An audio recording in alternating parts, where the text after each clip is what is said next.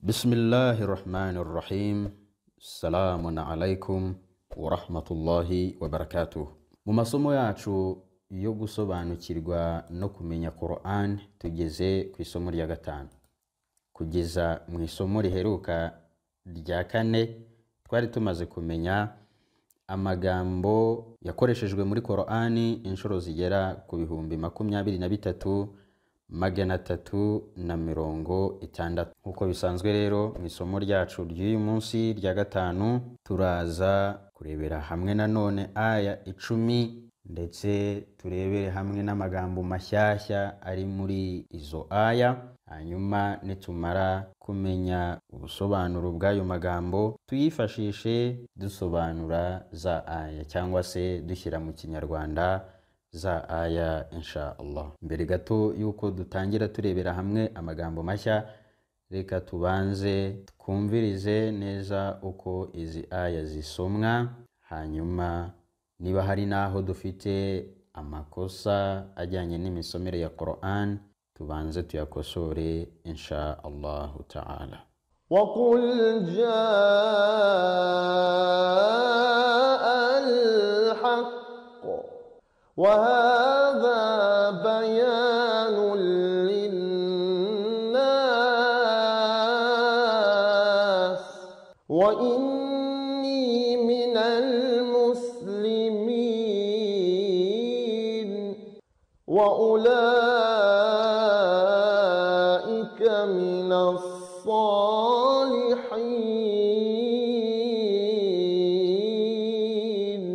إِنَّ رَبَّكَ هُوَ الْقَوِيُّ الْعَزِيزُ وَالَّذِينَ فِي أَمْوَالِهِمْ حَقٌّ معلوم قد جاءكم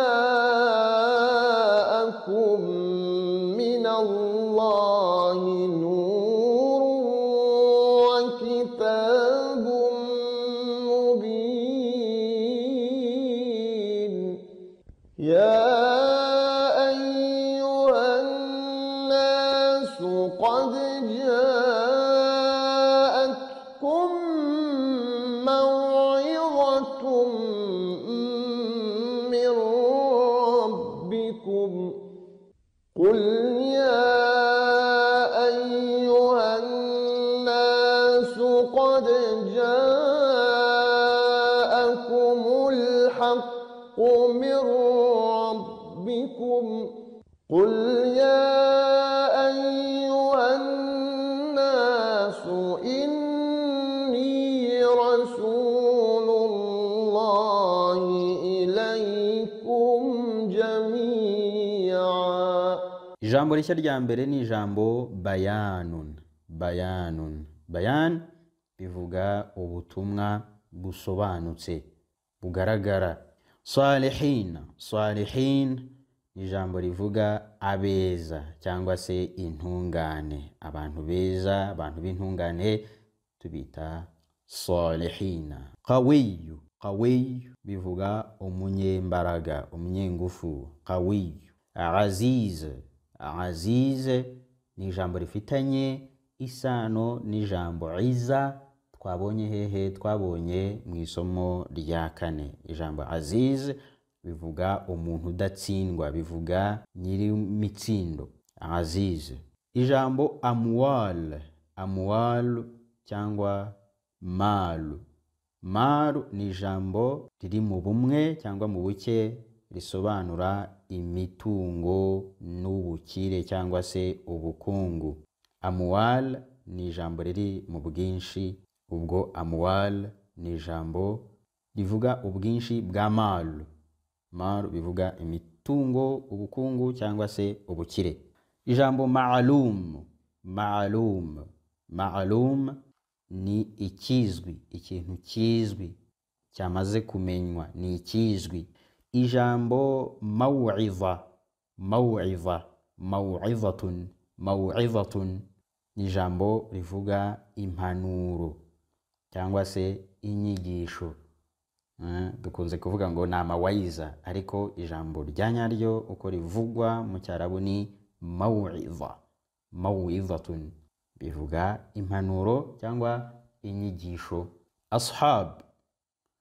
Ashab bisobanura abasangirangendo cyangwa se nyiri ikintu runaka, nyiri. Ijambo rikurikiyeho ni ya ayyuha. Iri jambo naryo rikoreshwa mu guhamagara, nk'uko twabonye ijambo ya Hasan, ya Hussein rikoreshwa mu guhamagara. Ya ayyuha ni ijambo rikoreshwa mu guhamagara, rivuga ngo yemwe. Ila cyangwa ilai. Ila ni ijambo rivuga icyerekezo, riranga icyerekezo, rivuga kugana cyangwa se kwerekeza.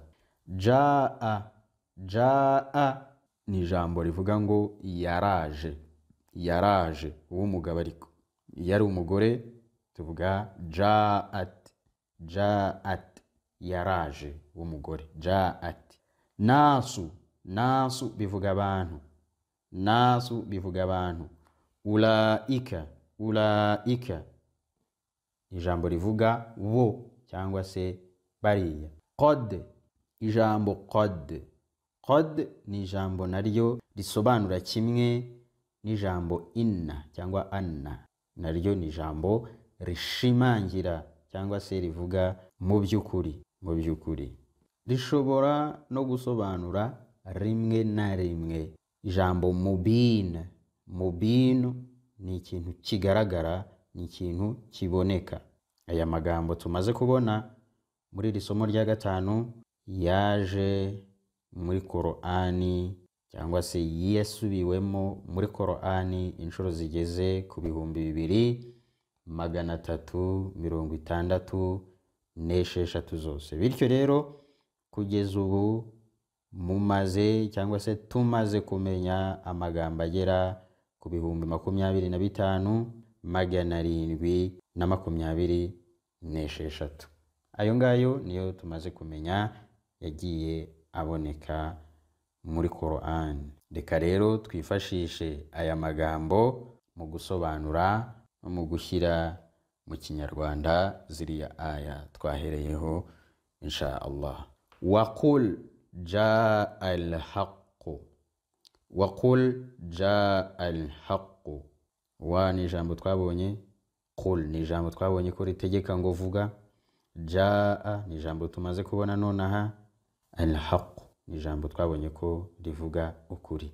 Waqul kandi vuga uti jaa kwaraje al-haqq, ukuri, kwaraje ukuri. Hadha bayanun linnasi. Hadha ni ijambo twabonye ryerekana ikintu kiri hafi. Bayanun twaribonye uyu munsi kari ubutumwa busobanutse. Li ni ijambo twabonye rigenera ikintu ba nyiracyo. Nasi ni ijambo twabonye uyu munsi ko rivuga abantu. Wa hadha, ubwo rero hadha bayanun linnasi bivuga ngo hadha ubu ni ubutumwa busobanutse. Li bugenewe bande? Nas, abantu. Kandi ubu ni ubutumwa busobanutse ku bantu. Hadha bayanun linnas. Wa inni minal muslimina. Wa ni ijambo twabonye kari icyungo. Inni nubwo ari akajambo gatoya kagufi, ariko twabonye ko gakubiyemo buriya amagambo abiri. Harimo inna, hakabamo na ya ivuga jewe. Min al-muslimina. Kandi mu by'ukuri jewe min al-muslimina ndumwe mu bayisilamu. Muslimina ni abayisilamu. Wa inni min al-muslimina. Kandi mu by'ukuri jewe ndumwe mu bayisilamu. Min twabonye ko ari ijambo rivuga guturuka cyangwa se inkomoko y'ikintu, guhera, kuva. Ubwo mva mu bayisilamu cyangwa se nkomoka mu bayisilamu, ndumwe mu bayisilamu, kandi mu by'ukuri jye ndumwe mu bayisilamu, kandi mu by'ukuri jye ndi mu bayisilamu. Wa inni minal muslimin wa ulaika minas salihin, wa ulaika minas salihin. Wa ni ijambo twabonye kera, dukunda no kurikoresha kenshi ko rivuga kandi nk'icyungo. Ulaika ni ijambo twabonye uyu munsi. Mina salihin ni ijambo tumaze kubona no hano hejuru muri minal muslimina, minal muslimina minas salihin, wa ulaika minas salihin. Kandi bo bari mu ntungane, bari mu ntungane. Intungane twabonye ko as-salihin bivuga umuntu mwiza cyangwa se umuntu w'intungane. Wa ulaika minas salihin, kandi bo bari mu ntungane. Inna rabbaka huwa al-qawiyyu al-aziz. Inna twarabonye ko ari ijambo rivuga ngo mu by'ukuri. Rabbaka nubwo ari ijambo rigufi, harimo amagambo abiri, harimo rabba na ka ivuga wowe cyangwa se ikintu kikugenewe. Mu by'ukuri rabbaka, mu by'ukuri inna, mu by'ukuri rabbaka, umugenga wawe, huwa niki? Ni qawiyyu al-aziz, ni umunyembaraga, ni umunyengufu udatsindwa. Inna rabbak huwa al-qawiyyu al-aziz. Mu by'ukuri umugenga wawe niwe munyembaraga cyangwa se ni umunyembaraga udatsindwa, nyir'intsinzi, nyir'imitsindo. Walladhina fi amwalihim haqqu ma'lum, walladhina fi amwalihim haqqun ma'lum. Walladhina, kandi babandi, na babandi, fi mu amwalihim, mu mitungo yabo, haqqun ma'lum, harimo ukuri kuzwi, harimo ukuri kuzwi mu mitungo yabo. Walladhina fi amwalihim, kandi cyangwa se na babandi, fi amwalihim, mu mitungo yabo, haqqun, harimo ukuri, ma'lum, kuzwi, harimo ukuri kuzwi. Qad ja'akum minallahi nurun wa kitabun mubin. Qad ja'akum minallahi nurun wa kitabun mubin. Qad twabonye ko ari ijambo rivuga kimwe na inna. Mu by'ukuri ja'akum, ja'a, mu by'ukuri mwaziwe, mwaziwe n'urumuri ruturutse kuri Allah ndetse n'igitabo gisobanutse.